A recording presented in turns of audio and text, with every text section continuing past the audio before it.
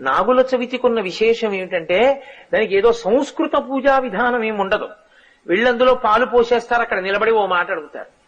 నన్నేలు నా గన్న నా కులము నేలు, నా ఇంటి నేలు, నన్ను కన్నవారి నేలు, నా ఆప్తులను ఏలు.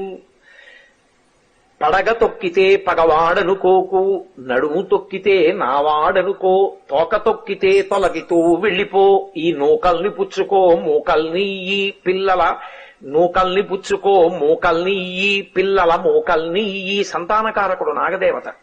నాగదేవత అంటే సుబ్రహ్మణ్యుడు. అందుకే పురుష వీర్యమునందుండేటటువంటి సంతానోత్పత్తి కారక కణములు సర్పరూపంలో తిరుగుతూ ఉంటాయి అని మనకి పెద్దలు చెప్తారు. నేను ఈ మధ్య ఒక సైంటిఫిక్ జర్నల్లో ఆర్టికల్లో కూడా చదివాను ఆ విషయాన్ని.